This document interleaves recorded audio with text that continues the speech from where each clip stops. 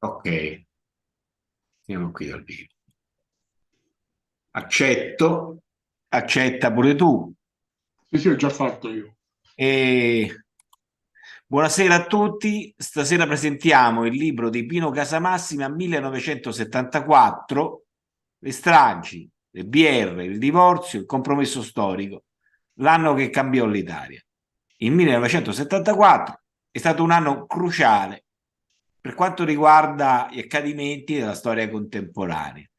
E Pino, in questo libro che ha scritto per Baldini e Castoldi, viene a quadro molto complesso che cercheremo di sviluppare in qualche punto. Libro molto corposo, come ha fatto lui sia per il libro sulle Brigate Rosse che per altre.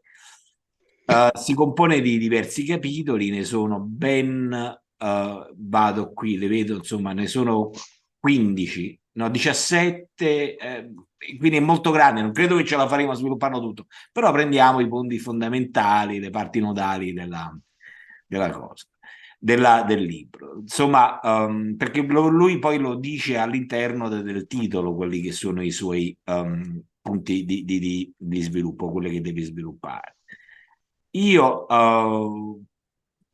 ad esempio, cito verso l'eurocomunismo, che poi sarebbe stato il compromesso storico, la Rosa dei Venti, il golpe bianco di Sogno di Edgardo Sogno, un ordine nero, perché all'epoca in Grecia c'era la dittatura dei colonnelli, la rivoluzione dei Garofani per quanto riguarda Mario Soares in Portogallo, il referendum, quel paese spaccato sul divorzio, poi la stella a 5 punte, quella delle Brigate Rosse, il caso Sossi, l'8 settembre le Brigate Rosse, Piazza Loggia, a Brescia, e poi l'Italicus e molte altre cose che Pino ci dirà stasera.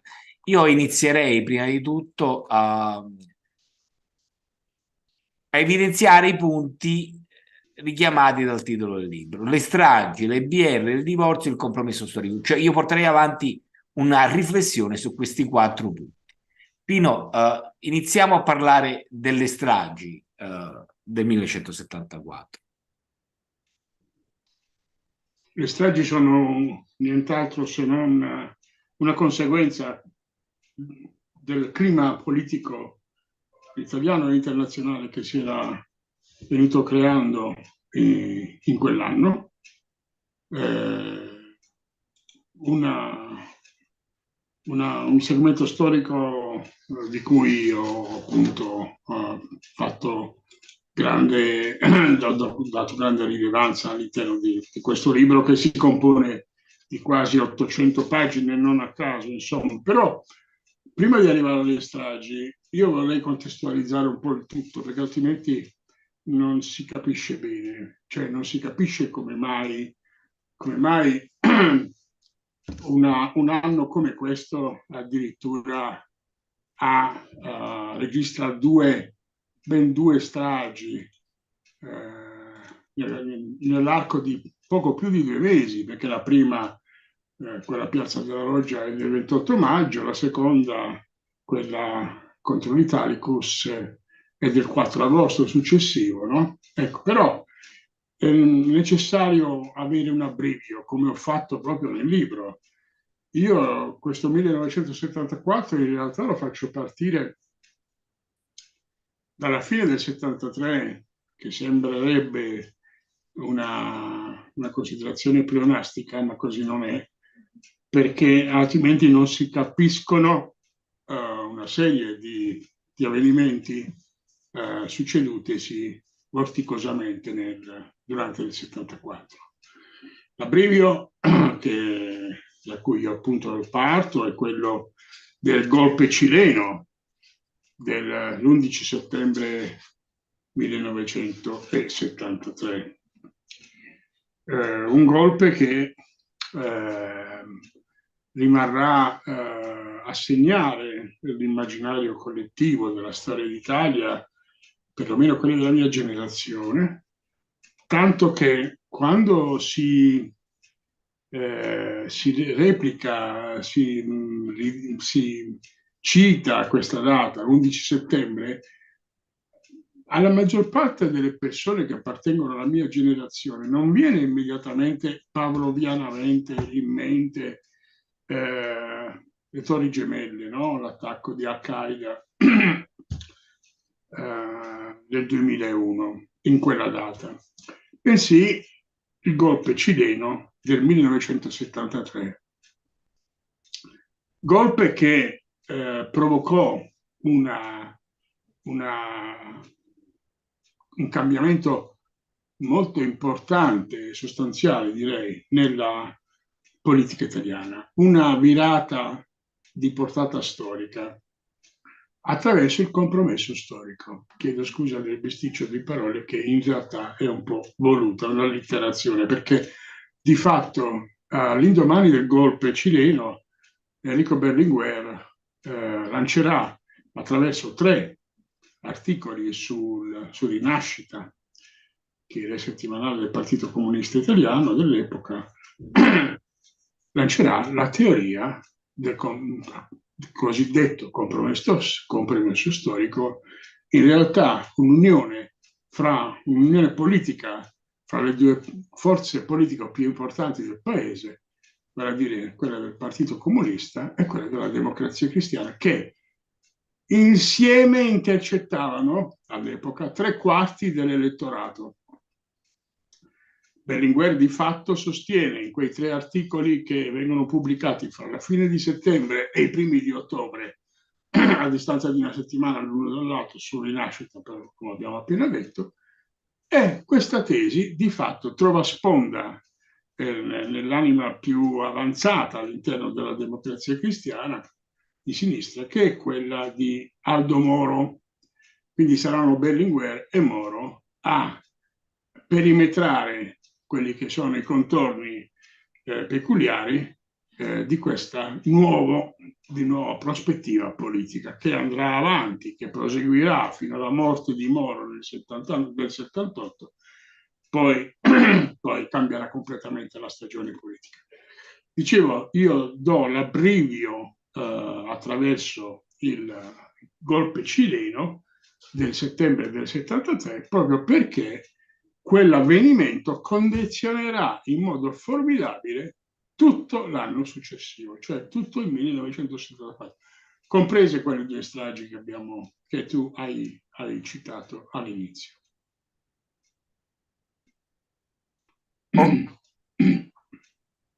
Ho capito, però sì, cerchiamo però di svilupparlo. Dici tu prende l'abbrivio dal 1973, però poi le stragi sono avvenute in Italia, non Sì, no, ma ho appena finito di dire, sì, ho per capito. l'appunto, che Quindi sono una conseguenza, no? sì. Sono una conseguenza. Anche perché è un po' più complesso, insomma, rispetto a... C'è una situazione abbastanza complessa. Certo che è complesso. Due stragi, una dietro l'altra, Sì, presuppongono che ci sia, insomma... beh, le 2 stragi, come ho già accennato, avvengono una a maggio e l'altra ad agosto, ma prima è successo di tutto e di più, nel senso che, tanto per incominciare, le Brigate Rosse vivono una nuova fase della loro vita, rapendo il 18 aprile del 74 addirittura un giudice, il giudice Sossi, sostituto procuratore della Repubblica di Genova, retta da Francesco Cocco. Allora, le Brigate Rosse fino a quel momento avevano compiuto degli atti sicuramente molto importanti, però il massimo che avevano compiuto a livello, virgolettiamo, criminale era stato quello di rapimento di alcuni personaggi che erano stati rimasti nelle loro mani al massimo 8 giorni, come era successo con Ettore Amerio. Ettore Amerio, il rapimento più lungo fino a quel momento, tenuto per 8 giorni, no? Nelle loro mani. Ettore Amerio era il capo del personale della Fiat. Nel momento in cui invece rapiscono addirittura un giudice, e che giudice, le cose cambiano sostanzialmente. L'asticella viene alzata. Quale asticella? L'asticella della lotta armata contro i poteri costituiti dello Stato, un'asticella che le Brigate Rosse per l'appunto alzano nel momento in cui il 18 aprile rapiscono il giudice Sossi. Perché il 18 aprile? Il 18 aprile perché loro sono sempre state molto, molto sensibili a quella che è una sorta di memorialistica, quelli che possono essere dei simboli molto potenti nella storia d'Italia. Il 18 aprile 1948 in Italia le elezioni politiche avevano assegnato una maggioranza strepitosa alla Democrazia Cristiana, abbattendo il fronte popolare dei socialisti e dei comunisti. Quindi lo rapiscono in quella data, ripeto, non a caso, non casualmente, perché è molto simbolica nella nostra storia. Se lo tengono praticamente fino all'11 di maggio, quando lo liberano condizionando di fatto quello che sarà poi il rapimento Moro. Perché? Perché il giudice Sossi viene liberato a condizione della liberazione di alcuni compagni della lotta armata, vale a dire 8 detenuti nelle carceri genovesi della banda Rossi, no? La banda 22 così, ottobre, quella che aveva sequestrato, quella che aveva ucciso, chiedo scusa, aveva ucciso il fattorino Floris in una rapina alle case popolari, all'istituto delle case popolari di Genova, e loro avevano chiesto, loro intese come Brigate Rosse, avevano chiesto la liberazione di questi loro compagni detenuti in cambio della vita di Sossi. Ora succede che praticamente vengono gabbate, perché di fatto loro libereranno Sossi, ma lo Stato non libererà gli 8 detenuti per mano di Francesco Coco, che si metterà di traverso e che con alcuni cavilli di ordine tecnico-giuridici negherà la liberazione di quei prigionieri, sostenendo che, stando alla Convenzione di Ginevra, il prigioniero Sossi non presentava alcune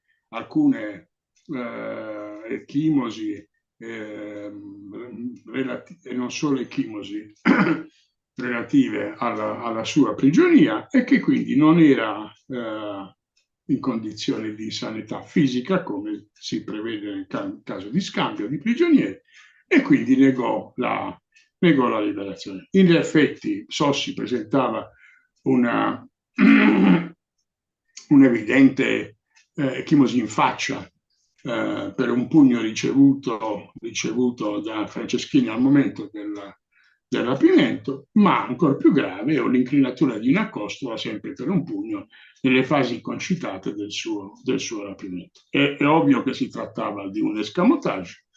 2 anni dopo, il giudice Coco, che di fatto colui che regge la procura di Genova, il procuratore capo della procura di Genova, verrà ucciso per questa ragione, per avere di fatto gabbato le Brigate Rosse, non avere tenuto fede all'accordo fatto. Teniamo conto che quel rapimento avviene in piena campagna elettorale per il referendum per l'abrogazione del divorzio, legge che era stata votata in Parlamento nel 1970 ed era diventata legge dello Stato, la legge Fortuna Baslini, cioè Fortuna era un socialista e Baslini era un liberale, che avevano varato la legge che regolamentava le separazioni in Italia attraverso l'istituzione finalmente del divorzio. Era successo che era un comitato promotore per l'abrogazione del divorzio medesimo, aveva trovato sponda, ovviamente, oltre che Salasandì nella Chiesa, ma politicamente nella Democrazia Cristiana, nel movimento sociale, cioè quelle forze che in realtà sostenevano la maggioranza, e quindi chiaramente questo si era andati al referendum il 12 di maggio per l'abrogazione, per l'appunto, del divorzio. Abrogazione che non avvenne perché quasi il 60% dell'elettorato attivo si pronunciò per il no, vale a dire per il no all'abrogazione. Quindi la legge rimase, per nostra fortuna. Tutto questo accade nel mentre che le Brigate Rosse tengono prigioniero Aldo Moro, chiedo scusa, tengono prigioniero il giudice Mario Sossi, no? Ecco. Tanto che si paventò il fatto che questo rapimento potesse assai condizionare il voto referendario spostandolo a destra, cosa che invece non avvenne, perché in effetti poi le cose andarono come conosciamo, vale a dire l'elettorato, come ho appena detto, si pronunciò per il mantenimento della legge in essere. Ecco. Quindi quella primavera del 1974 fu una primavera molto, ma molto importante per la nostra storia d'Italia, non soltanto relativamente al 1974, che è praticamente la sostanza di questo mio libro, ma per tutta anche la storia futura del nostro paese, come ho appena accennato. Il rapimento Sossi condizionerà moltissimo il rapimento Moro, perché per evitare di finire nelle stesse secche in cui erano precipitate nel 74 le Brigate Rosse, con il rapimento Moro non cederanno nella maniera più assoluta a una trattativa che sarebbe stata una trattativa per loro devastante nel momento in cui avessero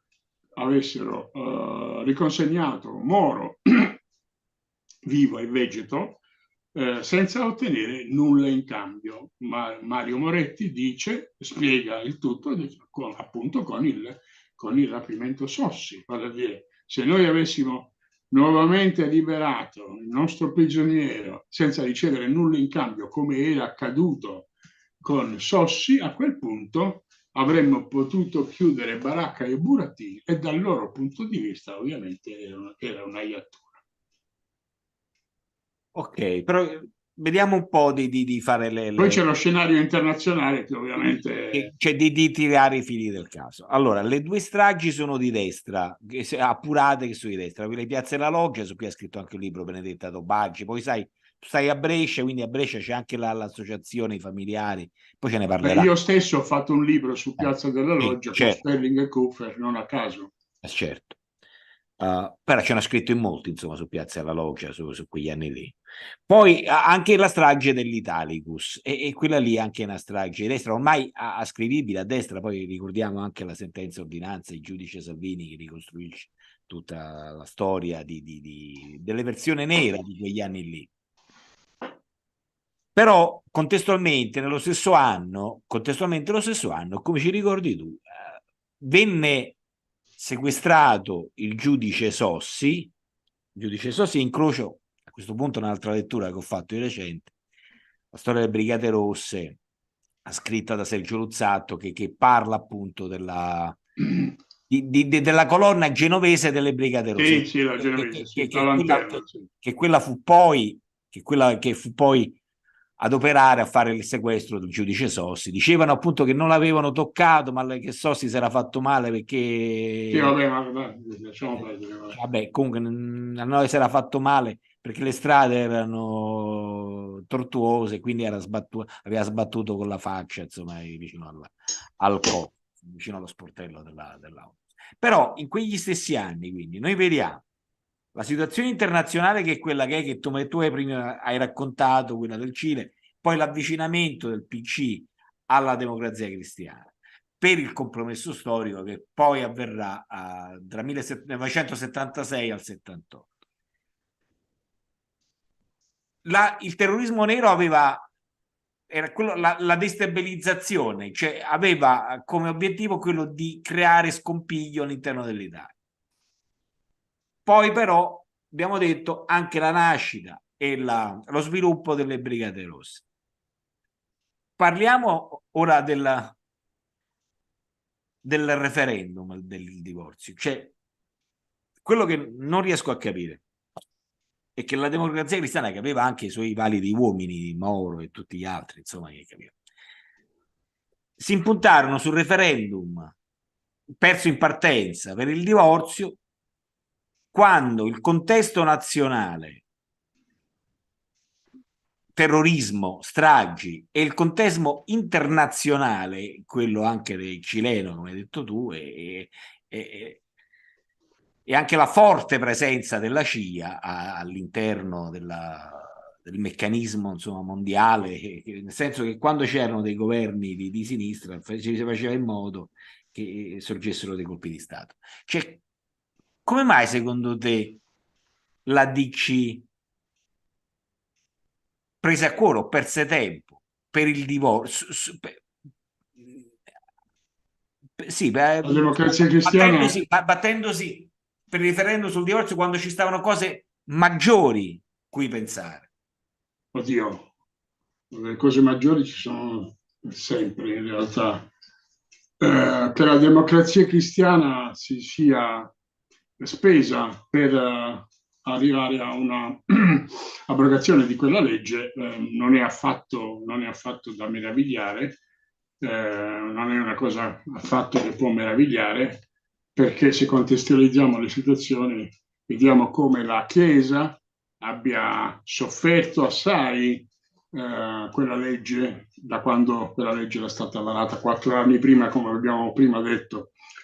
Quindi nel momento in cui vengono raccolte le firme per promuovere il referendum, e non sono poche, superarono di gran lunga le 500.000 richieste dalla legge per poter promuovere un referendum, la Democrazia Cristiana non fece altro che accontentare una corposa parte del suo elettorato, la maggior parte in realtà del suo elettorato, che era un elettorato moderato, che è un elettorato cattolico, di impronta cattolica. Ora, è vero che all'interno della Democrazia Cristiana c'erano più anime, è vero che fra queste anime c'era quella più progressista, che non era affatto sulle posizioni del segretario, vale a dire Amintore Fanfani, che, parentesi, a causa di questo referendum perderà poi la segreteria in favore di Benigno Zaccagnini, che era un'espressione in realtà di Aldo Moro,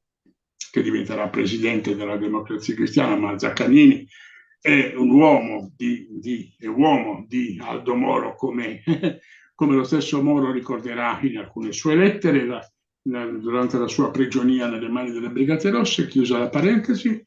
La Democrazia Cristiana non fa altro che, in buona sostanza, fare il suo mestiere, che era quello di andare incontro a quello che era l'anima corposa del suo elettorato, vale a dire un'anima cattolica, profondamente cattolica, e quindi rispondeva alla chiamata alle armi, se mi è consentito l'espressione, da parte della Chiesa, che per l'appunto non poteva che vedere, il Vaticano non poteva che vedere come fumo negli occhi una legge come quella del divorzio. L'uomo non separi quello che Dio ha unito. Il matrimonio, no? Il sacramento di un matrimonio, che è un sacramento per la Chiesa, no? Quindi chiaramente la Democrazia Cristiana non fece altro che portare avanti quelle istanze cattoliche. Va da sé il tutto, no? L'ingresso della Chiesa all'interno della campagna referendaria fu poi massiccio, perché il presidio della Chiesa in tutto lo stivale, con chiese, parrocchie, oratori e quant'altro, fece sì che la Chiesa scese in campo in maniera massiccia e potente. Basta pensare che ogni domenica, quando per l'appunto si svolgevano le funzioni domenicali e il parroco, il prevosto del luogo faceva la sua predica, invitava poi o in maniera blanda, sottintesa, o in maniera invece molto più da apertis verbis, insomma, in maniera molto più concreta e diretta, a votare per il mantenimento per il mantenimento, chiedo scusa, per l'abrogazione, l'abrogazione, la cancellazione, cioè di una legge quale quella del divorzio, che andava contro un sacramento della Chiesa. Quindi le forze in campo furono messe tutte le disponibili da parte del mondo cattolico, anche se, come ho appena detto, ci fu una lacerazione all'interno dello stesso mondo cattolico fra chi, pur riconoscendosi nei valori della Chiesa, non riteneva che la laicità dello Stato dovesse essere scalfita attraverso l'abrogazione di una legge civile quale quella per l'appunto del divorzio. Teniamo conto che il divorzio in Francia era legge dello Stato dalla fine della rivoluzione francese dal 1794, voglio dire, cioè erano passati 2 secoli, ecco. Quindi fu uno snodo molto importante. Attenzione, con il referendum sul divorzio si verificò plasticamente un spostamento a sinistra da parte dell'elettorato italiano rispetto al 1972. Ricordiamoci che 2 anni prima, nel 72, la destra aveva registrato un balzo formidabile, arrivando a sfiorare con il movimento sociale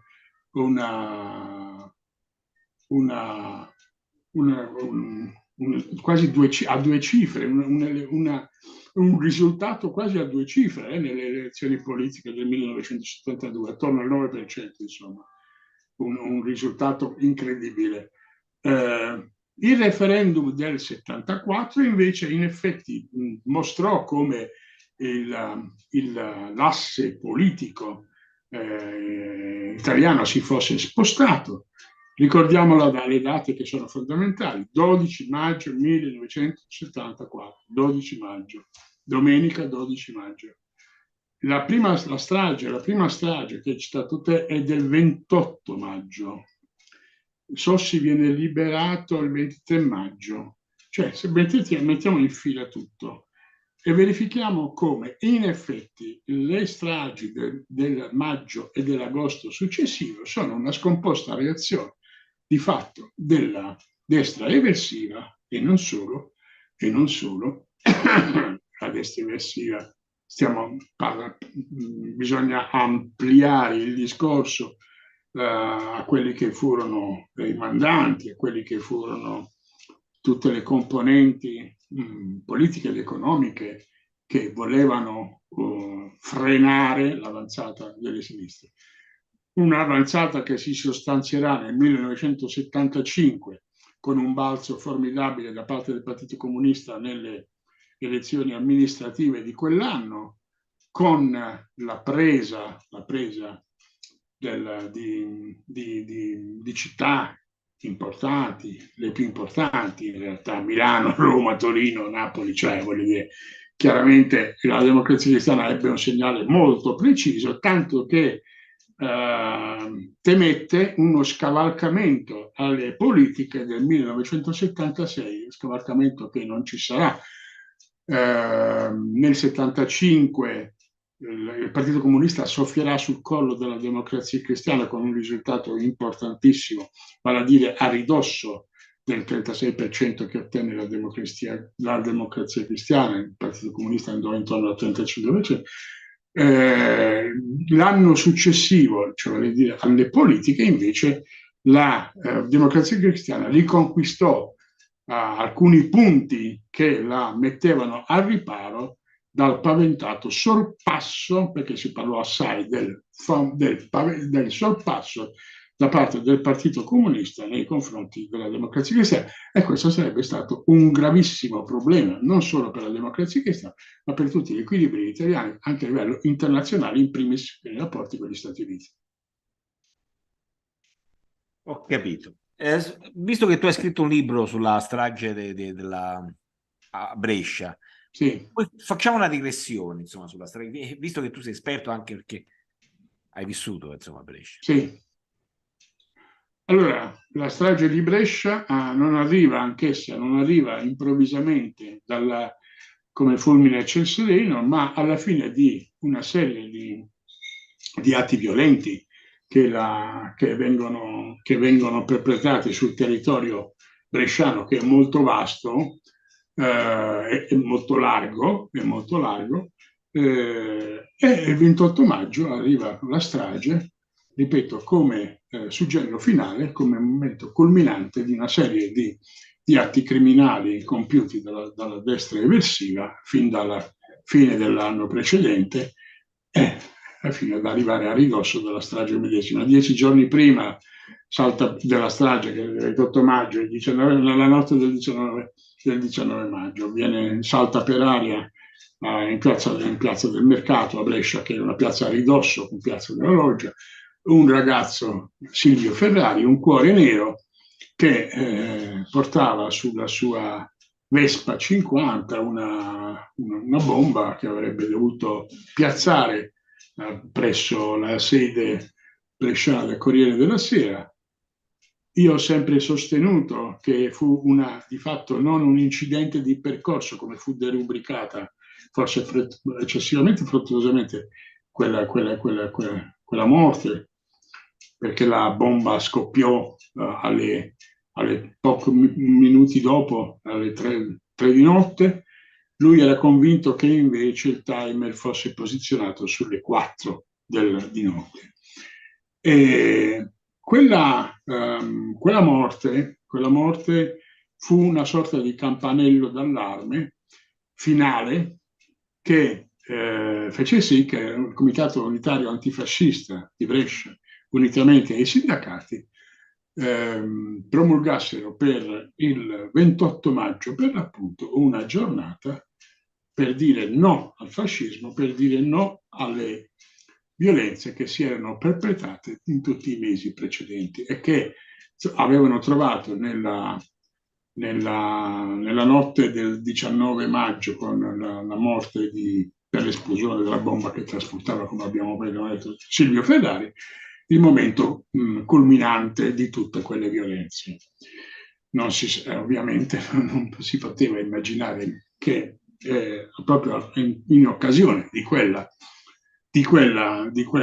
data, vale a dire il 28 maggio, in occasione di quella manifestazione promossa dal Comitato Unitario Antifascista, a cui si erano uniti ovviamente i sindacati, ci sarebbe stata una bomba piazzata in Piazza della Loggia.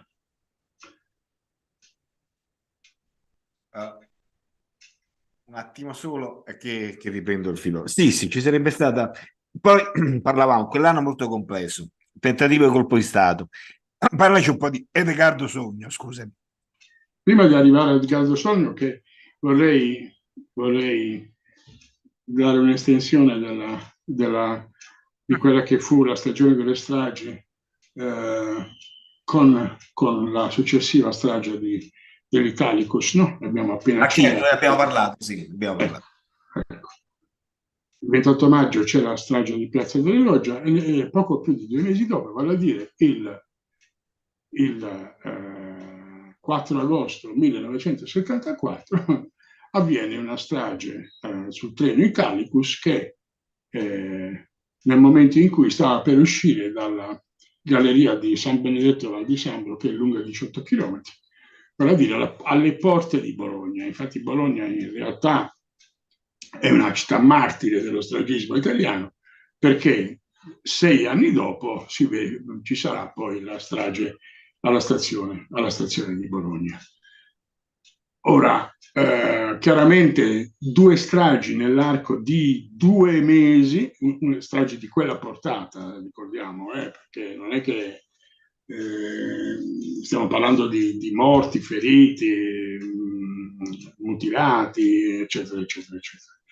Cioè, qualcosa di veramente terribile, no? E la democrazia la democrazia italiana sbandò, nel senso che effettivamente le pulsioni della società civile verso un irrigidimento della situazione politica furono forti, ed era quello che in realtà voleva lo stragismo, vale a dire spostare a destra l'elettorato che stufo di subire una situazione politica degenerata in un caos che produceva addirittura delle stragi una dietro l'altra, avrebbe invocato un regime forte, meglio ancora se un regime militare, come era venuto in Grecia nel 1967 con il golpe dei colonnelli, come era venuto pochi mesi prima, per l'appunto, in Cile, come abbiamo detto all'inizio della nostra chiacchierata, con il golpe di Pinochet ai danni di Salvador Allende e del suo governo di Unidad Popular. Ecco, per fortuna la democrazia resse e tutto questo non si verificò.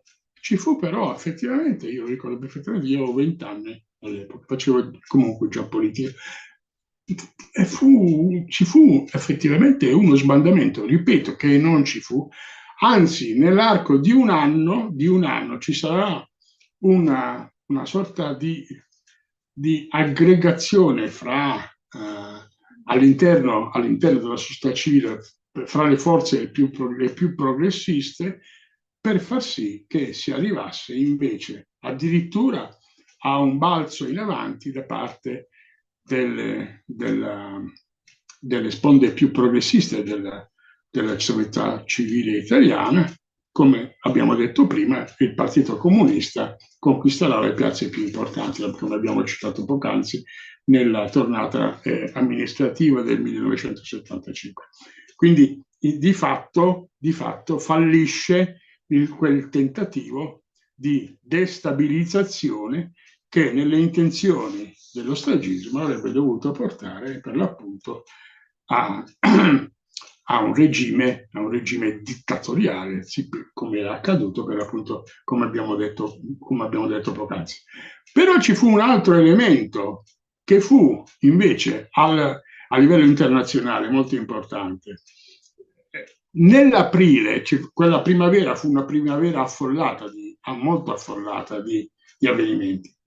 Il 25 aprile di quell'anno, mentre ricordiamo, c'era il 25 aprile cosa c'era? C'era le Brigate Rosse che avevano nelle loro mani il giudice Sossi, c'era in essere una campagna elettorale furibonda che aveva riverberato addirittura i toni accesi come quelli epici delle elezioni del 1948, e insomma una situazione esplosiva. Bene, succede che in Portogallo i capitani, vale a dire i sottufficiali, alcuni sottufficiali dell'esercito, organizzano un rovesciamento del sistema dittatoriale salazariano che reggeva le sorti del Portogallo, e il Portogallo viene restituito alla democrazia, quindi in controtendenza con quello che era accaduto invece in Cile. Tutto questo non può non avere dei riflessi formidabili su quello che è il tessuto politico italiano, come abbiamo appena accennato, ma adesso mi fermo perché non vorrei dilungarmi su questo. Prego, allora Edgardo Sogno. Edgardo Sogno, sì, il cosiddetto golpe bianco di Edgardo Sogno. Edgardo Sogno aveva fatto la resistenza, era un liberale, però era un liberale, un antifascista, però contestualmente un viscerale anticomunista, e organizza quello che passerà alla storia come il cosiddetto golpe bianco, che non avrà mai conclusione, e tutto rientrerà nei ranghi. Derubricherei un po' a storia marginale, io stesso non è che gli dedichi poi tantissimo spazio, perché in effetti tantissimo spazio non lo merita. È uno dei tanti tentativi abortiti, poi come era abortito quello del 70 da parte di Junio, il principe nero, no? Junio Valerio Borghese, no? Il golpe dell'Immacolata dell'8 dicembre 1970, no? Quindi anch'esso. Tu parli anche dell'ordinovismo, Amos Sì, sì, l'ordine nuovo. L'ordinovismo, c'era stato il ministro dell'interno Paolo Emilio Taviani che aveva messo fuori legge Ordine Nuovo e si era immediatamente costituito dalle sue ceneri Ordine Nero, cui per l'appunto apparteneva quel ragazzo di cui abbiamo fatto cenno prima, Silvio Ferrari, che salta per aria a Brescia 10 giorni prima della strage di Brescia, per l'appunto, e Ordine Nuovo di fatto con mutate spoglie organizza la strage di Brescia. La strage di Brescia sta in capo per l'appunto agli ordinovisti veneti, Carlo Maria Maggi, così come in capo all'ordinovismo veneto sta in capo la strage c'era stata la strage di Piazza Fontana, non così quella dell'Italicus, che invece riconduce a un personaggio quale Licio Gelli come mandante, che poi ritroveremo più avanti nella strage della stazione di Bologna del 2 agosto 1980. Altra storia. Non è lo stesso filone. Non è lo stesso filone. C'è anche la P2 comunque depistata. Appunto la P2, sì, appunto la P2 di Ciogelli, sì. Ho notato che tu facevi anche il nome di Pecorelli. Sì. Pecorelli viene ammazzato nel marzo del 79. Che conosceva queste trame eversive, insomma, con quanto meno. Pecorelli era un grande ricattatore del potere, nel senso che mutatis mutandis, così come Dago Spia, no? Oggi anticipa tantissimi scoop, no? Quelli politici, delle cose che poi troveranno rimbalzo in tutti gli organi di stampa, così OP, che era il settimanale di Mino Pecorelli, teneva per l'appunto imbrigliata nelle sue mani la politica italiana per i tanti misteri e le tante cose che conosceva. Viene ammazzato nel marzo del 79. Alcuni riconducono il tutto a Giulio Andreotti perché Pecorelli stava per pubblicare un'inchiesta per l'appunto su Andreotti, titolata Gli assegni del presidente.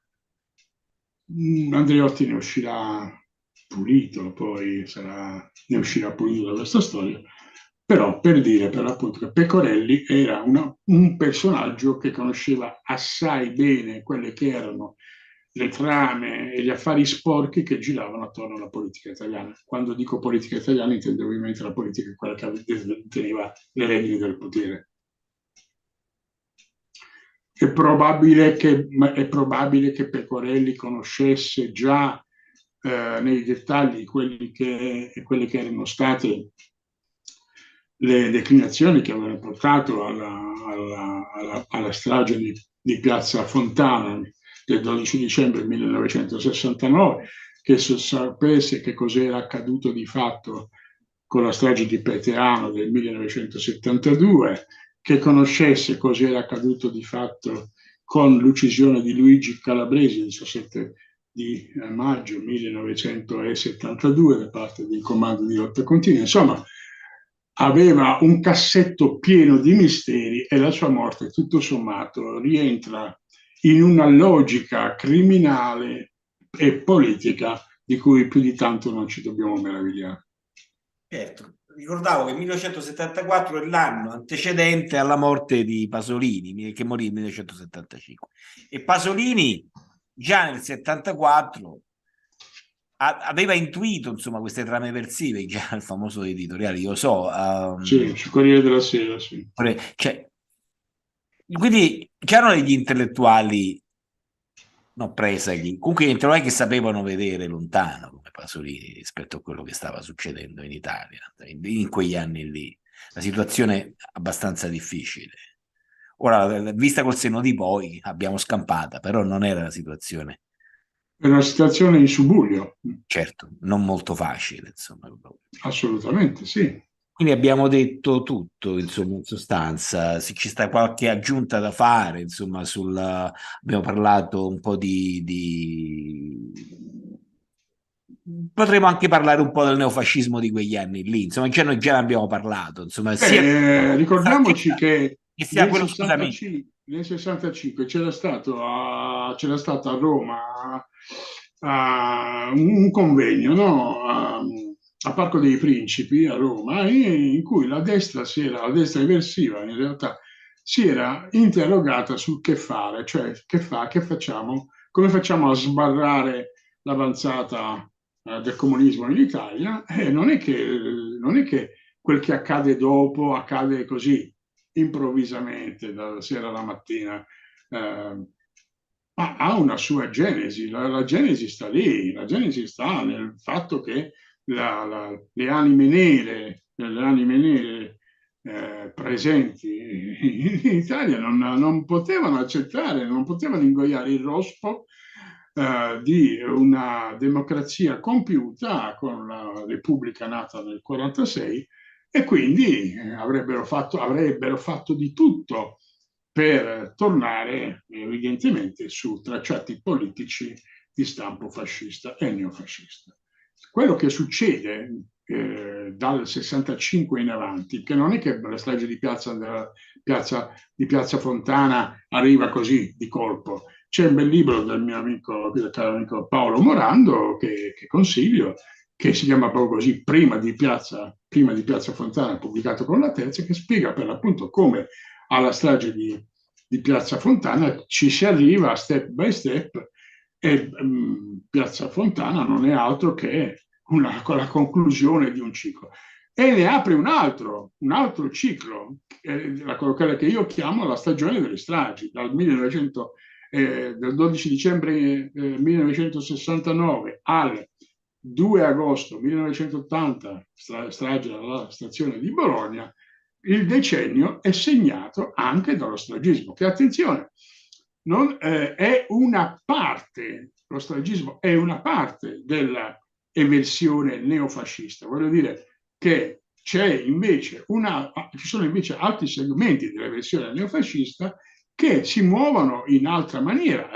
Tu hai citato prima il golpe bianco di Sogno, che non è ascrivibile a un neofascismo tout court, sicuramente è ascrivibile a un tentativo di destabilizzare il paese in funzione di una svolta autoritaria, ovviamente una svolta a destra. Poi ci furono tanti fuochi e fuocherelli all'interno dell'eversione di destra, che non necessariamente declinava l'agire politico attraverso lo stragismo. Questo certo, colgo l'occasione per fare una domanda, una riflessione. Mi è interessato la cosa, lo stupro del Circeo, cioè il massacro del Circeo, no? sì, Tra cui che è del 75 però. il 75, l'anno dopo. Consiglio anche di vedere la serie sulla Rai. Io l'ho vista su un altro canale, insomma, su Paramount. All'interno delle versioni nera c'era anche quella roba lì, anche Sì, sì, sì, sì. coso. Cioè, quindi il mondo non era soltanto stragi e cose, ma era anche delinquenza, quasi delinquenza comune, che quella in effetti quella loro era delinquenza comune. L'unica Sì. cosa che non riesco a capire, ma faccio una domanda a te che hai studiato bene il fenomeno, hai studiato molto il neofascismo. Come si faceva a dare credito ad Angelo Izzo nelle aule giudiziarie che era un mitomane? Cioè uno praticamente che ha ucciso quella povera ragazza del Ciccio, poi ha ucciso mamma e figlia a Campobasso perché noi avevano dato l'arresto e stava... Sì, sì, sì. Cioè, com'è possibile? Stava, insomma, era libero, a piede libero. Sì, sì. Com'è possibile che la magistratura abbia dato credito ad Angelo Izzo, secondo te? Cioè, Le risposte che deve dare la magistratura in realtà sulla storia d'Italia sono parecchie e molteplici. In capo ad esso metterei il clamoroso e inqualificabile caso Tortora, che è certo, molti anni più avanti. certo. E tu mi dici come è possibile credere a Angelo Izzo, come è stato possibile credere a Pannico questo pure, personaggio questo pure. quasi surreale, quasi Certo. surreale. Uno che Cioè, tiene 4 omicidi sulle spalle. cioè, voglio dire, non, Eh, non dobbiamo meravigliarci di tutto ciò. Gli inciampi della giustizia attraverso le gambe di alcuni giudici sono stati molteplici negli anni. Fra questi inciampi c'è anche quello relativo a un personaggio criminale oltre che psicopatico, quale è la figura di Angelo Izzo, che era uno dei 4 torturatori di quella banda di criminali che compirono quello scempio al Circeo nel settembre del 75. certo. Ritornando al fascismo veneto, era nel 74, era quello più agguerrito, insomma, ce ne Era parla. il più agguerrito e il più organizzato, sì. Ma come era composto? Cioè, oltre Carlo Maria Maggi, che ha scritto un libro di memoria, insomma, cioè, Sì. come era composto il neofascismo veneto? All'interno c'era ufficiali? Beh, godeva di molti agganci di carattere anche militare, caserme, piuttosto che personaggi inquietanti delle forze armate. Cioè, questa è una significativa. Poi l'intreccio era molto complesso, però è tanto complesso quanto esteso. Carlo Maria Maggi è uno dei tanti. Vogliamo citare Giovanni Ventura, vogliamo citare Franco Freda, che non era veneto, però lì aveva la sua attività anche editoriale. Ora, il cuore pulsante della eversione neofascista di fatto si sviluppa sull'asse che va dal Veneto a Milano, passando per l'appunto, come abbiamo detto poc'anzi, attraverso Brescia.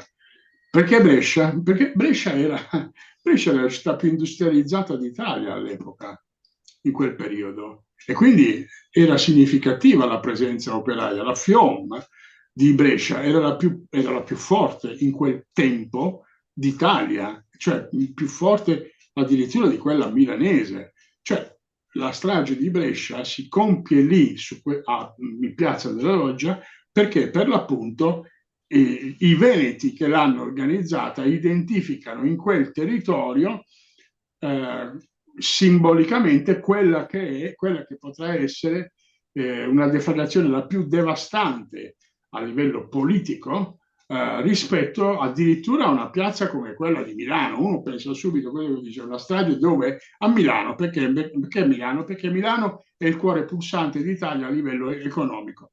E invece in quel periodo significativamente era Brescia che brillava di luce propria per quanto riguardava la presenza e l'attivismo operaio.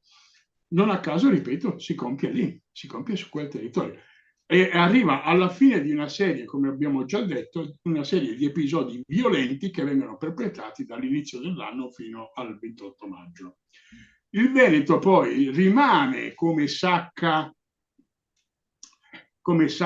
neofascista nell'arco degli anni successivi. Qui io sono in Lombardia, sono in provincia di Brescia, ecco perché sono così appassionato di quella storia su Brescia, e non a caso avevo pubblicato 10 anni fa quel libro sulla strage di Brescia con Sperling e Kuffer, ma perché per l'appunto sapevamo e sappiamo come erano andate le cose per quanto riguardava la presenza massiccia dell'eversione neofascista sul territorio veneto, tutto il Triveneto.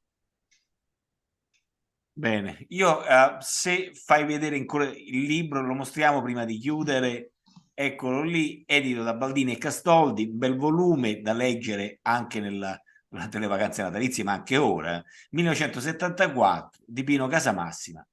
Aggiungerei che una piccola cosa che abbiamo tralasciato in questa nostra conversazione, il non secondario ruolo dei servizi segreti italiani che evidentemente rimestarono nel torbido. Non casualmente Vito Miceli, che è il capo del SID, il 1° ottobre 1974 sarà arrestato. Sarà arrestato. Quindi questo a significare come eravamo messi anche per quanto riguarda gli organi dello Stato. Cioè, quando si parla di servizi segreti deviati, si dice una cosa impropria, perché i servizi segreti o sono sempre deviati o non sono mai deviati. Perché? Perché dico questo? Perché di fatto in quegli anni hanno compiuto un'azione scellerata di commistione con le spinte più eversive neofasciste, per l'appunto, di quel periodo. Del resto non si poteva immaginare che venissero compiute una dietro l'altra una serie di azioni criminali di stampo politico senza che i servizi ne fossero a conoscenza. Ma a noi oggi come oggi, a mezzo secolo praticamente di distanza, possiamo sostenere che non solo ne erano a conoscenza, ma addirittura erano collusi. Basta andare a vedere i personaggi uno per uno, erano collusi con l'eversione neofascista. Così come vedremo anche più avanti con la strage di Bologna del 2 agosto 1980, come ci sarà questa commistione fra servizi segreti e versione neofascista, poteri economici e massoneria nella fattispecie l'orologia massonica P2 di Licio Gelli.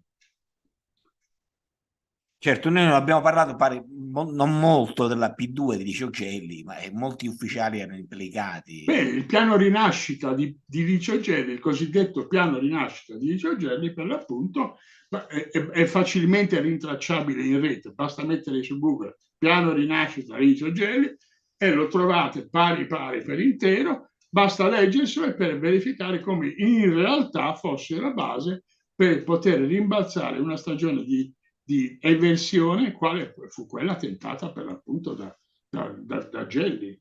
Non in modo solitario, ça va sans dire, ma grazie a quella collusione, come ho detto poc'anzi, di servizi segreti, dei grandi capi dei servizi, cioè non manovalanza, capi dei servizi e non soltanto.